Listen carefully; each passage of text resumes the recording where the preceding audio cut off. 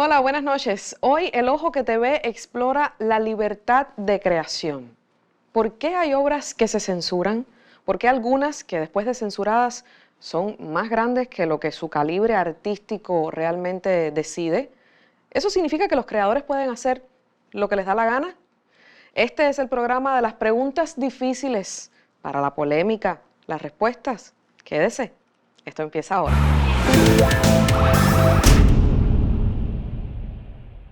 Yo pienso que la libertad de creación es más allá de un derecho, digamos, es un principio.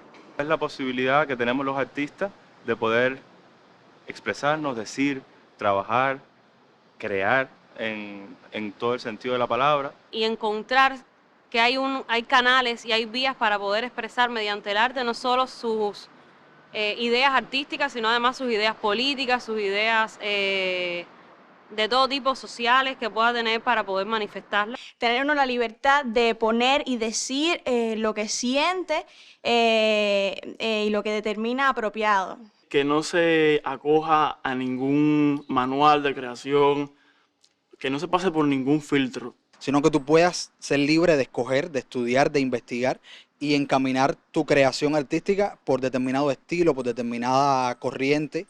Sin tener miedo a una represalia, a una consecuencia. Sin temor a una contención, sin temor a una censura. Pienso que la censura la debe tener incorporada cada persona dentro en el factor ético. Cada persona tiene una conciencia y sabe lo que está bien y lo que está mal, lo que puede llegar a ser nocivo para determinadas personas o lo que puede afectar determinado punto clave en la sociedad. La sociedad como elemento siempre va a regular lo que la sociedad misma entiende que le es provechoso y le pueda servir para avanzar, ¿no? Como sociedad. Creo que sí, evidentemente hay límites que impone la sociedad, que impone el propio espectador, que impone la institución que jerarquiza los contenidos que se distribuyen. Definitivamente hay límites. Yo creo que el único límite que debe existir en la creación y en cualquier rama de la sociedad, que ya lo dice nuestra Constitución, es el límite que pone la dignidad plena, la dignidad del ser humano. Todo proceso que no dignifique, que no emancipe y que lo que haga sea degradar y mancillar los procesos, tanto individuales como colectivos, yo creo que sí deben tener límites, deben tener cotos. No estoy a favor de la censura, pero sí de que la institución que es responsable de jerarquizar los contenidos y de difundir los contenidos ejerza en realidad ese poder sobre la difusión. Yo nunca estaría de acuerdo con permitir una obra de teatro o una obra cinematográfica donde se incentive la violencia contra la mujer o donde se incentive la homofobia o donde se incentive el abuso a los niños o donde se incentive la violencia en general. Con un fin artístico, la violencia, el lenguaje soez, mostrar ciertos aspectos de lo marginal, pueden ser hasta educativos, porque te pueden revelar una zona en la que no debes caer o poner un foco de atención en lo que quizás eso pudiera pasar. Entonces hace falta un diálogo profundo a la hora también de decir puede ser, no puede ser, porque antes de llegar a ese resultado final que es la muestra del producto. Yo creo que lo más sano sería que nuestras instituciones se convirtieran entonces en ese espacio de tramitar esos consensos, de tramitar esos límites para el bien de la sociedad toda, porque al final el objetivo del arte tiene que ser una transformación social, pero también para el bien del propio creador y de los creadores que participan en el proceso artístico. En una sociedad donde medie o donde la fuerza central sea el mercado, sí. Pero en una nueva sociedad, o al menos en una sociedad que aspiramos construir, no funciona así. Es decir, el que paga no manda, el que te ayuda no manda. El que ayuda es un tramitador, el deber ser es un tramitador, un factor que permite el diálogo, precisamente entre el creador, la obra y la sociedad. El artista es responsable cuando puede entender su contexto, cuando puede comprender lo que está haciendo en función de su contexto. A nivel individual, cada uno también maneja ese tipo de compromiso, ese tipo de responsabilidades, ese tipo de alguna forma de principios. Existe la responsabilidad del artista a la hora de asumir esa libertad, porque la libertad no es solamente que te la den, la responsabilidad está en que esa libertad hay que merecerla y hay que ejercerla. Pero debe ejercerse con mucha responsabilidad política, con mucha responsabilidad intelectual, con mucha responsabilidad artística. Y creo que lo primero es el compromiso de, digamos, no solamente contigo, sino, digamos, de ese producto con la sociedad. Entonces, a partir de ahí, podemos pensar la libertad como ese lugar que debemos habitar responsablemente.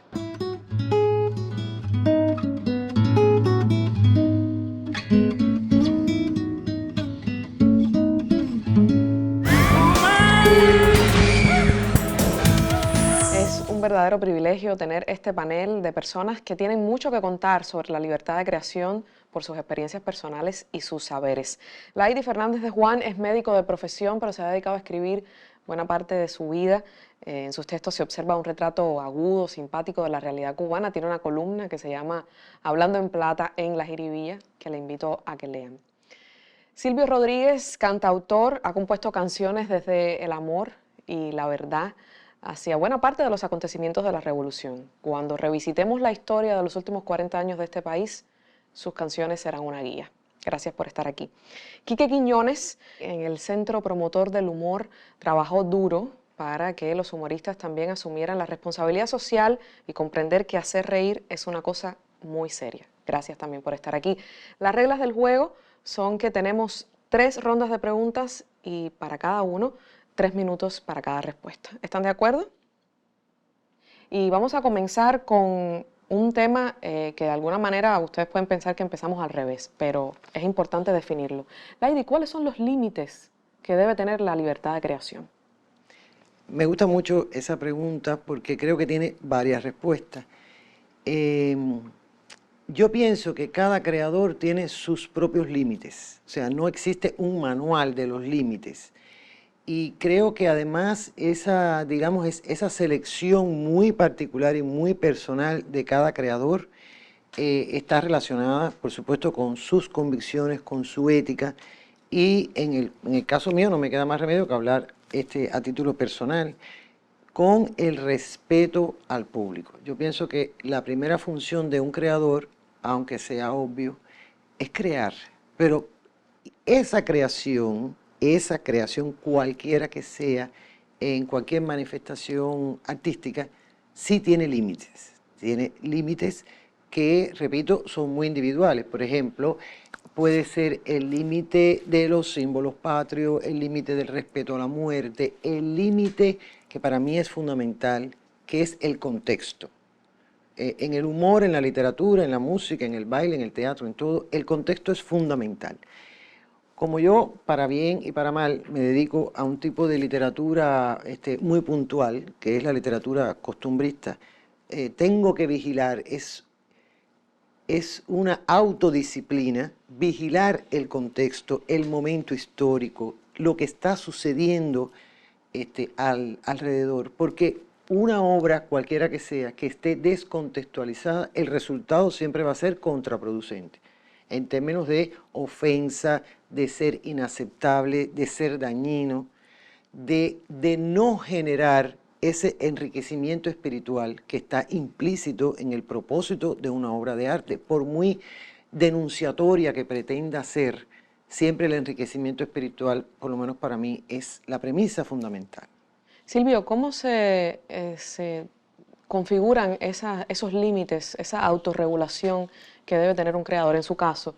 ¿Cuáles han sido los límites que usted mismo se ha impuesto como creador, si es que se ha impuesto alguno? Es curioso. Yo sé que hay límites, pero yo nunca me he puesto límites. Hubo una vez, recuerdo ahora como una excepción, en que canté y escribí y canté una cosa en una grabadora y después la borré. Es la única vez que me pasó en mi vida. Y después hice una cosa con un contenido todavía peor que el que había, me lo autopropuse. Porque dije, ¿cómo yo voy a hacer esto? ¿Cómo yo me voy a limitar a mí mismo? Yo jamás me he limitado. Me ha tocado que me han limitado los mecanismos que deciden qué es lo que se transmite y lo que no. Pero yo mismo he tratado de no limitarme. Quizás no solo porque hay cosas que sencillamente no me pasa por la cabeza tocar, porque son de elemental sensibilidad, no enfocarlas, porque pueden ser muy desagradables, muy ofensivas para la gente. Sino también porque es como me siento bien. No me soportaría si tuviera que pensar hasta dónde puedo decir y hasta dónde no. Y si usted tuviese que por ejemplo, conversar con un creador que siente que su libertad ha sido limitada, entre otras cosas por tocar, utilizar mensajes que son inadecuados, que son lesivos a la sensibilidad humana, ¿cómo usted le explicaría eso a un creador? ¿Cómo dirimiría ese conflicto? Bueno, si yo a mí mismo no me he puesto límites, ¿cómo yo explicarle a un creador que se los ponga? Me parece sería bastante difícil. Ahora, esa cuestión de vivir con los límites suele transformarse en una especie de como de desafío interno para algunos. Yo recuerdo una vez que llegó un trovador muy conocido a mi casa, se sentó en el portal y me dijo, hace 6 meses que no me suspenden una canción, debo estar muy mal. Quique, por ahí mismo, a veces cuando una persona va a decir algo crítico o que desafía los discursos tradicionales, rápidamente la cosa es, seguro lo quitan del aire, Sí. seguro lo censuran. Es decir, la primera reacción que tenemos es hacia la sospecha de que creo que fue muy valiente, ¿no? ¿Cómo podemos normalizar el hecho de que la crítica es parte inherente también al arte? ¿Cómo se normaliza eso? Desde el humor es muy complicado. Primero, porque acabas de mencionar algo que es fundamental para los creadores del humor, que es la autocensura. O sea, manejar un fenómeno determinado y ser, digamos, auténtico y ser sincero es complicado. Porque el humor tiende a ser, digamos, sectarista, tiende a buscar siempre puntos donde hay personas que se sienten identificados con él, se sienten agredidos por determinados hechos y entonces ahí empieza el conflicto. O sea, hasta dónde lo que yo estoy criticando es válido que se haga de esa manera cuando hay otras zonas de la sociedad que están también, que tienen problemas, ¿no? Y entonces muchas veces nos dicen a los humoristas, con tantos temas que hay, ¿por qué abordar esto y no otros temas? Bueno, precisamente porque el creador no es quien tiene que cambiar, quien tiene que transformarse la sociedad para ser mejor, ¿no? Y entonces cambiarán los temas y cambiarán las zonas de búsqueda. Pero yo creo que lo más difícil de todo esto es que no hay manera y coincido con Silvio y con Lady, pero no hay forma de que tú te sientes a crear un espectáculo, a desarrollar un tema determinado a partir del humor y que tú, o sea, salgas a elaborar con límites propuestos, porque entonces ya está saliendo cercenado ese proceso que no sería un verdadero proceso creativo. Las instituciones tienen un rol fundamental en la sociedad y a veces la relación con los creadores es constructiva y a veces es destructiva. No obstante, hoy de lo que podemos hablar, por ejemplo, en la televisión, en un teatro, en una canción, a lo mejor hace 20 años era imposible pensar que eso fuesen temas importantes, que a la gente le interesara o se consideraban tan tabú o polémicos que eran imposibles de mencionar. Es decir, que de alguna manera eso va cambiando y tiene que ver también con el empuje de los creadores que lo ponen sobre la mesa con mucha valentía. Es decir, yo lo considero al menos así desde mi perspectiva. Ahora, Lady, la censura no siempre hay que interpretarla como una cosa, o podemos cambiar la palabra, la autorregulación, no siempre hay que interpretarla como una cosa negativa. ¿Cuán importante es la responsabilidad social del arte? Bueno, primero yo quisiera puntualizar un poquito más de la pregunta anterior con respecto a los límites, ¿no? Porque, claro, como yo soy la primera que le preguntan, yo siempre quedo como una pacata, ¿no? Y realmente no es así. Lo que explicó Silvio es muy interesante, porque no es que no existan límites, es que él mismo dice, a mí no se me ocurre hablar de una cosa que yo sé que va a ser dolorosa, que va a ser penosa. Bueno, eso es un límite, lo que pasa es que es un límite muy propio. Que es penosa y dolorosa para mí también. Exactamente, porque nosotros, claro, a eso es a lo que voy. Nosotros no somos entes ajenos a la realidad. A nosotros nos duele lo que le duele a todo el mundo, o nos alegra, o estamos de acuerdo, o no estamos de acuerdo. Nosotros pertenecemos a la misma sociedad a la cual le escribimos, le hacemos reír o le cantamos, ¿ya? Entonces, por eso yo decía, para mí el objetivo fundamental, porque eso para mí es muy importante, ¿cuál es el propósito de lo que nosotros hacemos? Pues no tiene nada que ver con el ego, ni con el mercado, ni con el pago, no tiene nada que ver con eso. Tiene que ver con nuestra, por lo menos en mi caso, y estoy segura que de mis colegas también, nuestra necesidad espiritual de contribuir al medio en el cual nosotros hemos nacido, nos hemos desarrollado y donde vamos a morir. Entonces, es un poco la contribución en términos espirituales, un poco esa enorme responsabilidad que consiste en ser voceros de muchas personas que por determinados motivos, muchas veces porque no han descubierto la vocación o sencillamente porque no tienen esa aptitud, como nosotros no sabemos nada de física cuántica, etcétera, etcétera. Y yo creo que en ese sentido yo me refería a los límites, en enriquecer espiritualmente y enriquecernos nosotros mismos. Y otra cosa que coincido también con Quique, muchas veces se dice, pues, pero qué valiente, pero mira lo que dijo, o eso no debe ser, o aparece la tenebrosa censura, que puede tener muchos nombres, y yo siempre digo, bueno, pero es que lo realmente tenebroso no es que nosotros lo digamos, es que exista, es que esa realidad esté ahí. Nosotros lo único que estamos haciendo es reflejando, porque eso también es importante. Muchas veces nos dicen, bueno, ¿y cuál es la solución? No, no, no. La función de un artista es cuestionar, es preguntar, es señalar, es ser cronista de su tiempo, no es dar las soluciones, porque muchas veces también nos dicen, bueno, pero ¿y qué tú? No, no, no, esa parte a mí no me toca. A mí me toca decir que en la farmacia no hay medicamentos o que hay violencia contra la mujer en Cuba. Contar lo que vi. O contar lo que vi. O contar lo que vi, exactamente. Ese es el compromiso realmente. A veces contar lo que uno ve es poco menos que un sacrilegio. Exacto. Claro, y uno no tiene la solución, no tiene por qué tenerla. Eso fue lo que yo viví, eso fue lo que yo vi.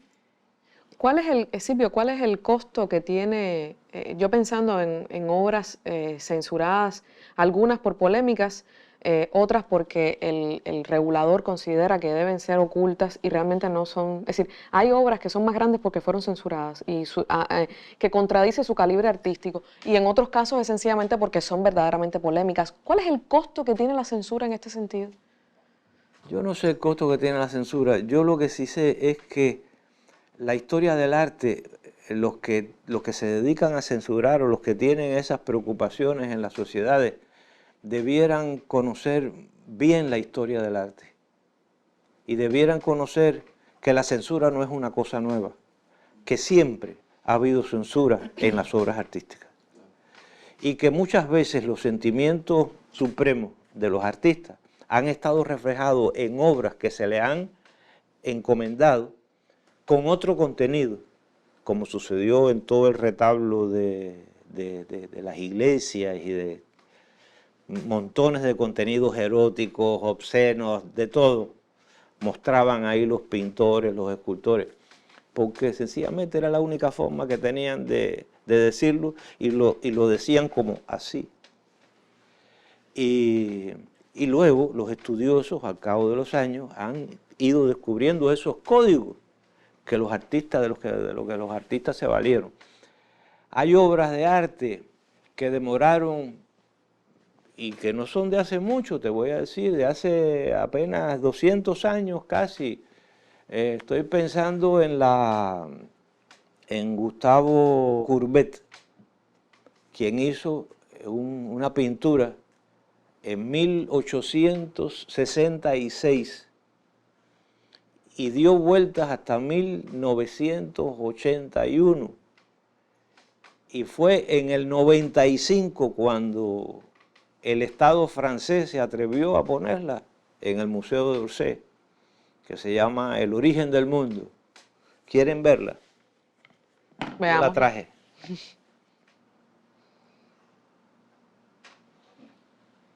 Bueno, de muchos mundos. El origen del mundo. De ahí venimos. Demoró 100 años en verse en un país tan adelantado como Francia, cuna de tanto arte y de tanta genialidad. O sea que estas cosas que a veces pasan también por ignorancia, por no darse cuenta que los artistas, los verdaderos artistas, no se imponen límites. Luego salió un teórico por allá, Arnold Hauser, que se atrevió a decir y a demostrar que las obras de arte son desafíos, no provocaciones. Todas las obras de arte son provocaciones. Eso quiere decir, ¿qué quiere decir eso? Que las verdaderas obras de arte siempre están un tantito más adelante de lo que está la sociedad en que nacen. ¿Están condenadas todas las buenas, las mejores obras de arte a ser censuradas? A lo mejor. ¿Quién sabe? Yo sobre eso mismo que decía Silvio, hay un, no sé si es un adagio, no sé si es un pensamiento de alguien que dice que no es que los artistas vean más, sino es que ven mejor.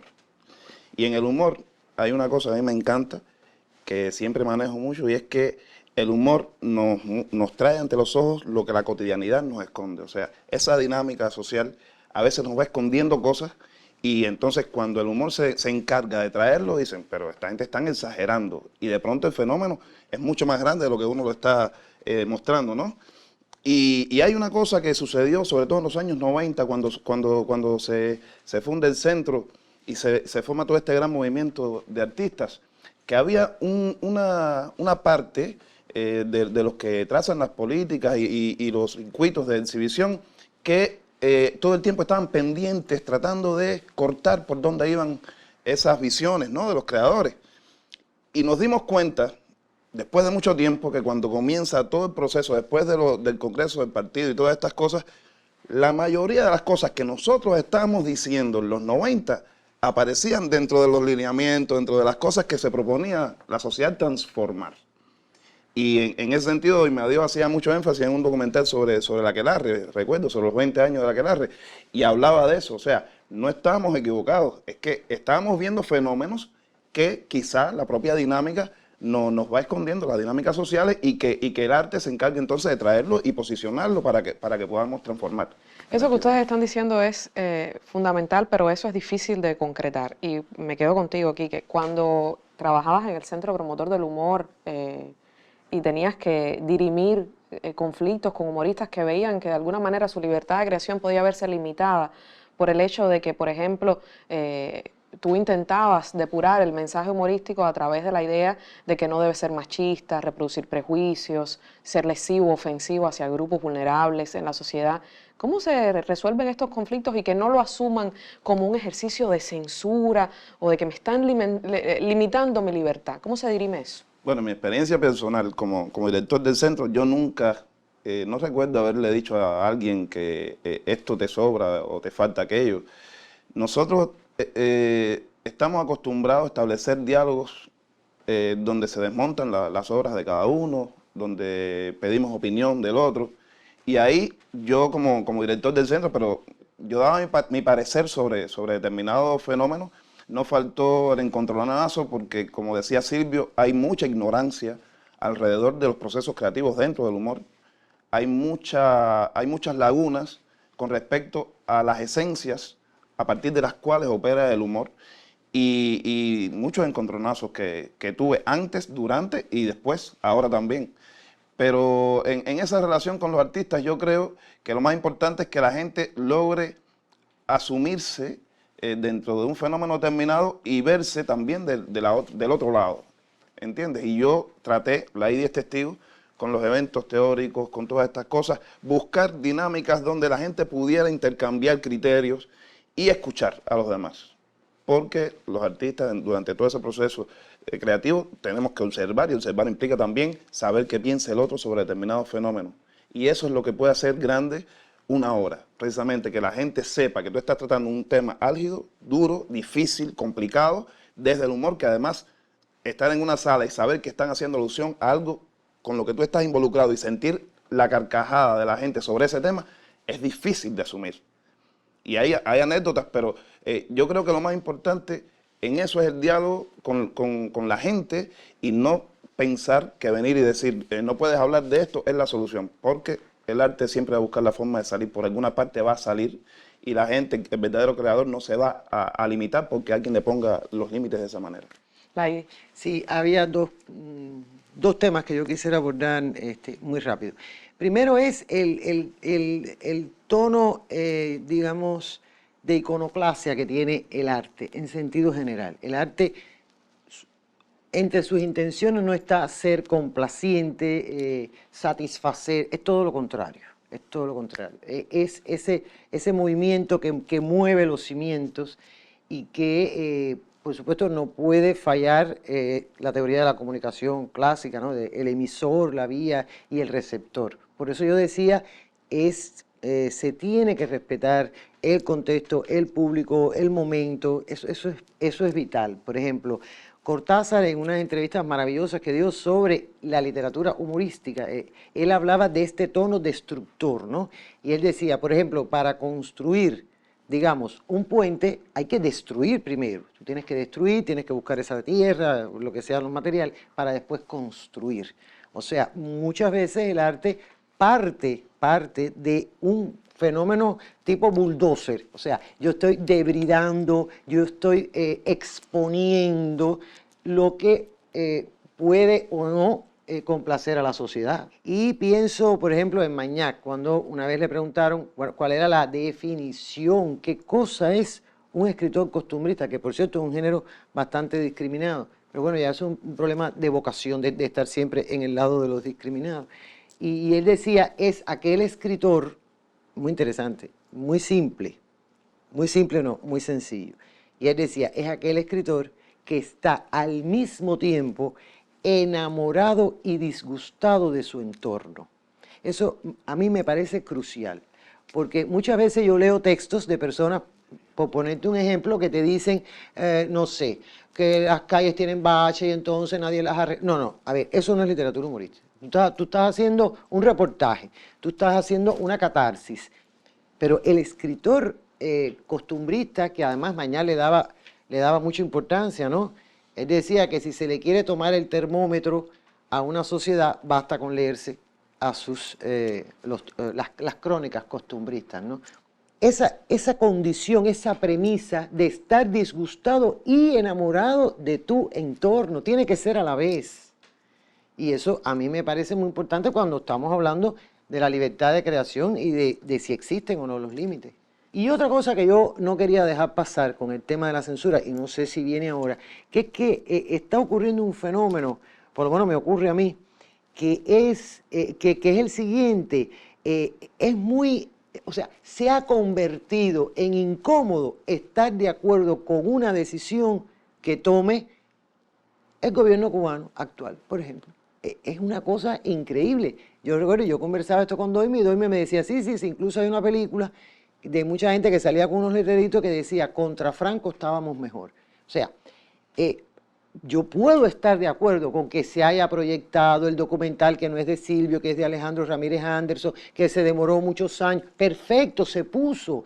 Es evidente que respiramos aires de determinada apertura. Entonces, en lugar de alegrarnos, porque muchos exigimos y demandamos que se pusiera. Todo el mundo pensaba en los 7 años. ¿Ahora qué pasa? Sí, pero hace 7 años que no se puso, Bueno, pero a ver, como digo yo, vamos a despojarnos de las dos grandes fuerzas que tenemos ahora mismo, que son la ortodoxia y que es una verdadera contrarrevolución. Son dos cosas, son dos fuerzas. Entonces, se puso, perfecto, vamos a celebrar que se haya puesto, pero no podemos repetir, pero se demoró tantos años, bueno, lamentablemente se demoró, pero ya lo tenemos.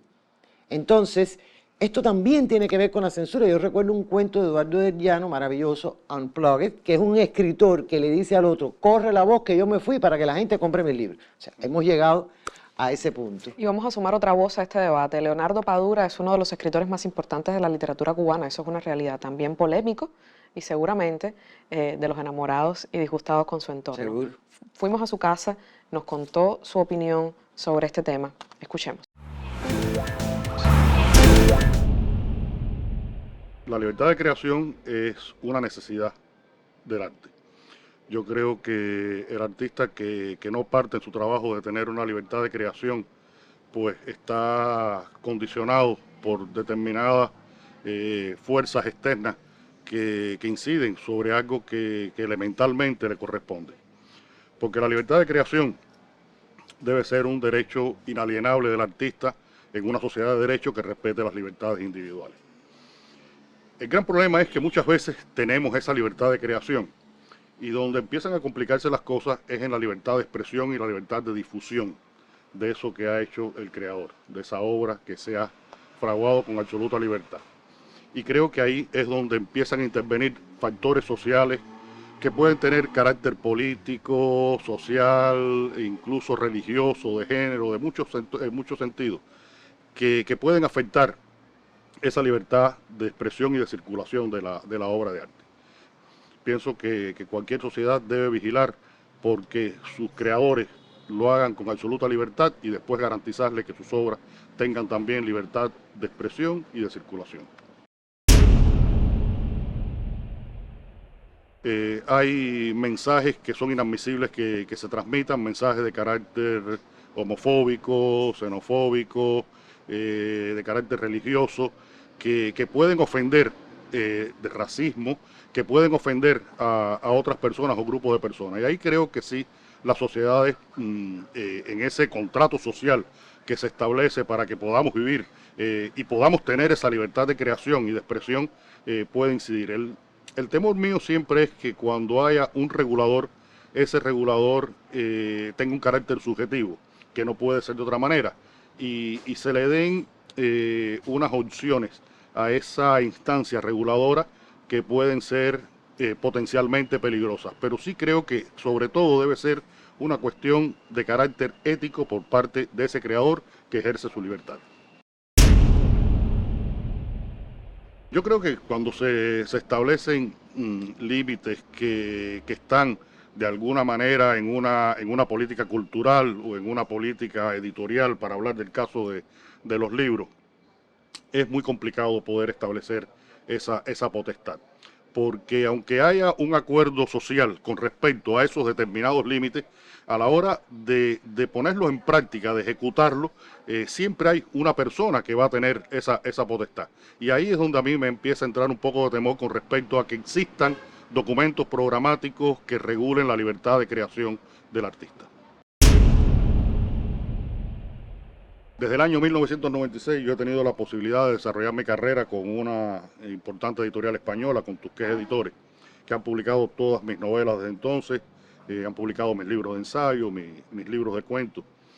Y desde que comencé esa relación con ellos, que ya hicimos contratos de editorial, contratos de representación para la venta de los derechos de los extranjeros, yo siempre pedí que hubiera una cláusula en que se especificara que había que dar los derechos a una editorial cubana sin cobrar por esa cesión de derechos. Porque para mí es absolutamente necesario, indispensable, es un deseo que tiene que ver con mi propia necesidad expresiva que esos libros circulen en Cuba. Porque mi primer lector, mi lector natural, son los lectores cubanos.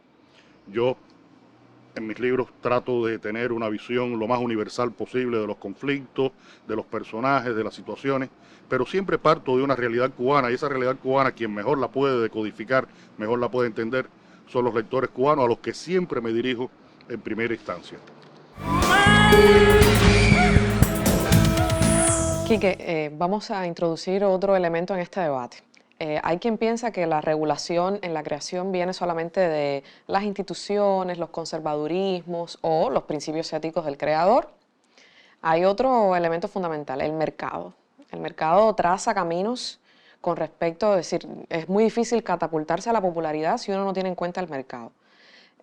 ¿Cómo liberarse del mercado y al mismo tiempo utilizarlo para llegar a más personas? A ver, yo creo que en el tema del mercado hay dos cosas. Primero, está la parte reguladora. O sea, en Cuba los artistas pertenecemos a instituciones.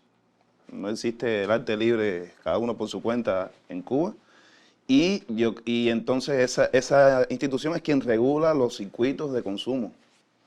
Y entonces ahí te encuentras un primer escollo donde hay que discutir, hay que negociar todo el tiempo. Hay reglas de juego. Hay reglas de juego que además tú, sabiendo que vives aquí y no en otro lugar, las asumes o no. Si no las asumes, corre el riesgo entonces de no entrar en ese circuito de presentación. Y si las asumes, pues tendrás que ser lo suficientemente sagaz para poder expresarte libremente sin ser limitado. Eso es uno. Y lo otro está en que, bueno, hay concesiones que uno tampoco hace por querer estar en el mercado. O sea, el hecho de que tú quieras estar posicionado desde el punto de vista del mercado no quiere decir que tú hagas concesiones con tus principios sobre la creación y también con el compromiso que uno asume con las personas que siguen el trabajo que uno hace. O sea, yo no hago, y no es por discriminar nada, pero a mí no me interesa hacer espacios donde haya que entrar por lo que dice el gerente o el cantinero o el otro. A mí eso no me interesa. Yo tengo otras propuestas que además no van hacia un público que quizás esté bebiendo, que esté... Yo tengo otra manera de asumir eso y trabajo en función de ese otro público. Yo creo que también es un ejercicio de libertad creativa donde yo quiero estar y donde yo quiero asumir ese reto de presentarme y de insertarme en el mercado. Hay personas que se blindan con decir que son artistas y que como son artistas tienen libertad de expresión y creación y hacen llamados públicos a la anexión, a la guerra, a la violación de la soberanía cubana, a deslegitimar las instituciones en Cuba. Pero como son artistas dicen, no me puedes limitar y si me limitas es un ejercicio político. El arte es profundamente político, no equivocarnos, no estamos partiendo de ingenuidades. Pero ¿cómo se coexisten con estas prácticas, con estas personas que se dicen artistas? Algunos lo son, otros no, eso yo creo que tiene una carga de subjetividad, que están llamando a deslegitimar el orden de cosas en Cuba, que están llamando a la guerra, por ejemplo. ¿Cómo usted lo ve? Ese es el clásico oportunismo, que en este caso se da porque hay un avance desde hace ya una serie de años, décadas, podría decirse, de la derecha en el mundo. En Europa ha venido avanzando con mucha fuerza. Y ya lo último que pasó fue el trumpismo, que desató lo que quedaba por desatar. Durante el trumpismo se multiplicaron los canales, las radios, los periódicos digitales, los mensajes, los personajes, los etcétera, etcétera, etcétera, haciendo propaganda contra Cuba. Ha sido una avalancha en los últimos 5 años, tremenda. Y en esa avalancha arrastra gente, sin duda, que es lo que yo veo que ha pasado, además es muy obvio, es muy obvio. ¿Qué me parecen? Es probable que la estén pasando bien, pero bueno, allá ellos, ¿no? Porque eso tiene un precio también ante la historia de este pueblo. Es lo que puedo decir. ¿Cómo se enfrenta a eso que decía Laidi? De que de que valoriza con respecto al mercado, a los circuitos internacionales de la difusión, estar en contra del gobierno de Cuba, como si se ingresara a esta industria antirrevolución de manera inmediata si uno está en contra? ¿Cómo se coexisten con esas prácticas? ¿Cómo se enfrentan? Bueno, hay un centro de mercado importantísimo en los Estados Unidos y mucho más importante para lo hispano, en la Florida, en Miami. Ahí hay un poder central, ahí donde se fraguan los Grammy latinos, que tienen una importancia tremenda, y donde están todas las casas, donde todas las casas de discos invierten para promover a sus muchachos y muchachas. Entonces, eso tiene un poder de proyección fuerte, grande, grandísimo, con una gran incidencia en todo el mundo hispano. Ustedes han mencionado 2 veces el mercado.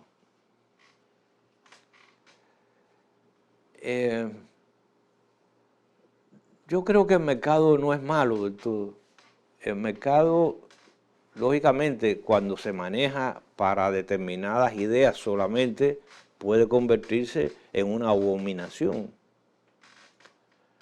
Pero el mercado en sí, no soy de los que le echan al mercado. El mercado que significó la aparición de la radio en Cuba desarrolló muchísimo las expresiones trovadorescas, que en esa época era lo que más se daba. Empezaron a proliferar trovadores, gente que lo hacían en un rinconcito, de pronto oyeron a otros que los ponían en la radio y dijeron, nosotros también podemos, y así eso. O sea que el mercado estimula también, es una forma de estimular.